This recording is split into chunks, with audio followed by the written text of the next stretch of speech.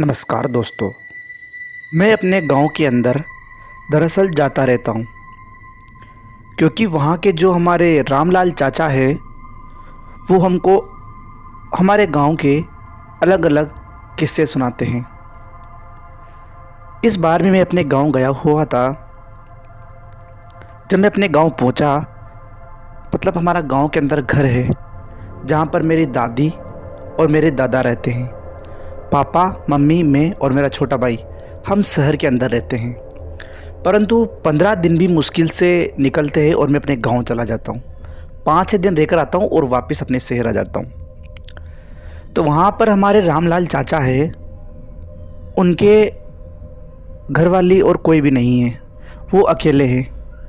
वो एक चाय की शॉप चलाते हैं और गांव के अंदर हुई घटना को हमको बताते हैं। मैं उनके पास जाता हूँ तो हमारे गांव के जो मेरे दोस्त थे वो भी आकर रोज़ उनसे कहानियाँ सुनते हैं। तो आज मैं अपने गांव गया हुआ था और खाना वाना खा के दादी से कहा कि मैं रामलाल चाचा की दुकान पर होकर आता हूँ। दादी ने कहा ठीक है, चला जा। उसके बाद मैं वहाँ पर चला गया और रामलाल चाचा की दुकान के अंदर बैठ गया। चाचा को लगा कोई और है तो उन्होंने चाय बना दी और फिर मेरी शक्ल की तरफ देखा तो कहा, अरे मोहन, तू कब आया?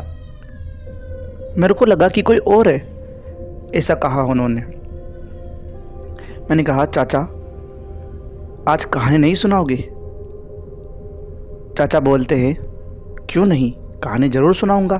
तेरे दोस्त भी आते होंगे, वो रोज़ मेरे से कहानी सुनते हैं। ये कहते कहते ही मेरे गांव के 3 लड़के और आ गए। हम चारों बैठ गए रामलाल चाचा के सामने। वो कहते हैं कि ये मेरे साथ बीती हुई है और ये करीब 2015 की बात है। अपना जो गांव है ना, कुलधरा, इसी की घटना है। अपने ज़मींदार है ना गांव के सबसे बड़े, वहाँ पर चौकीदार की ज़रूरत थी। तो मैं चौकीदारी का काम करने लगा था। वहाँ पर 2 आदमी थे।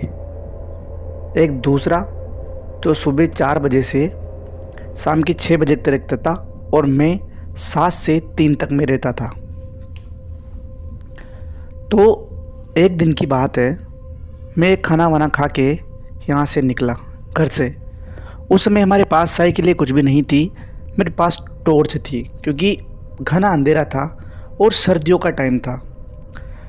तो जब मैं गांव से निकला तो मेरे को अजीब सी हैरानी हुई, क्योंकि पूरे गांव के अंदर कभी कभी लोग घुमा करते थे, परंतु आज अभी 8 ही बजे थे और एक भी आदमी मुझे रास्ते पर नहीं मिला।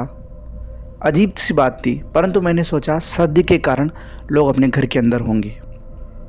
मैं वहाँ पर पहुँच गया। पहुँचने पर वो दूसरा आदमी मेरा इंतज़ार ही कर रहा था।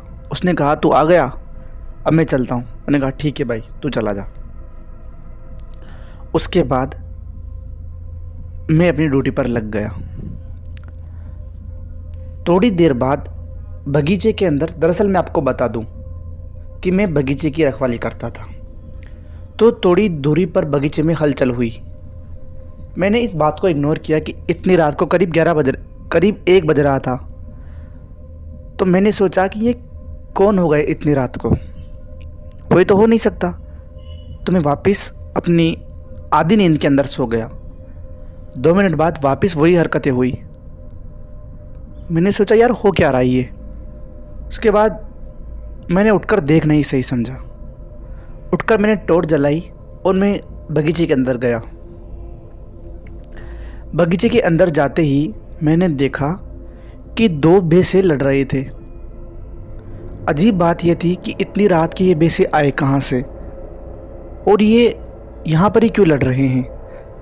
मैंने उनको खूब छुड़ाने की कोशिश करी, परंतु वो मेरे से छूटे ही नहीं।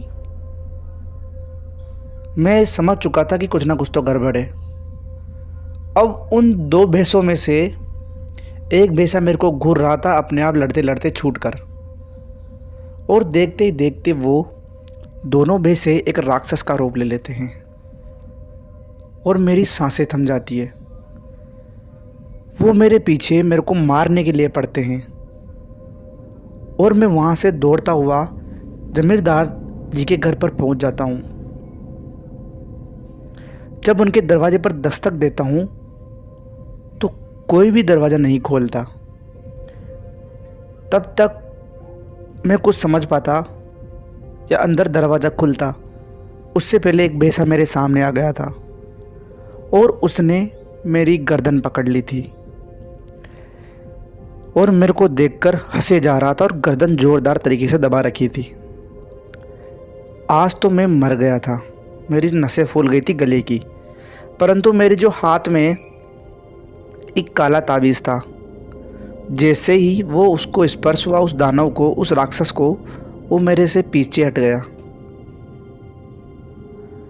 मैं उसको दिखाते दिखाते अपने घर की तरफ भागा और अपने घर जा पहुंचा। उसके बाद मुझे काफ़ी दिन तक बुखार रहा और मैं हमेशा हमेशा के लिए मैंने वो नौकरी छोड़ दी। पता नहीं वो कौन राक्षस थे, परंतु मेरे साथ बहुत बुरा हुआ था। तो मैंने कहा, मोहन, कहानी यहीं तक थी, अब तुम यहीं पर सो जाओ, काफ़ी रात हो गई है। मैंने कहा, चाचा कोई बात नहीं, मैं अपने घर चला जाऊंगा, दादी मेरा इंतज़ार कर रही होगी। मेरे गांव के तीनों दोस्त भी अपने घर जा चुके थे। मैं अपने कच्चे रास्ते से अपने घर की तरफ जा रहा था। अब मेरे को बहुत ज़ोर का सुसु आया।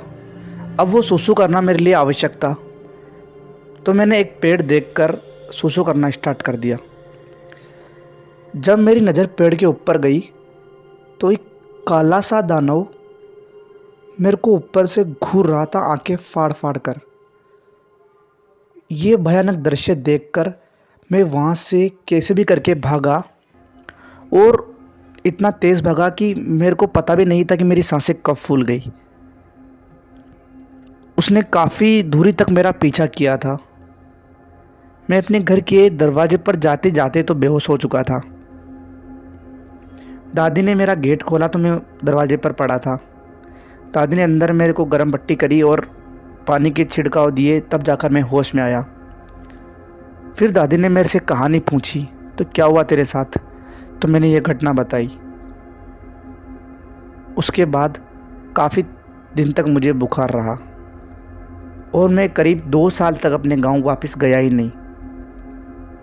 दोस्तों, ये थी मेरी कहानी आज की। अगर कहानी आपको अच्छी लगी हो तो वीडियो को लाइक कर देना, चैनल को सब्सक्राइब कर देना। मिलता हूँ आपसे अगली कहानी में, तब तक के लिए बाय बाय।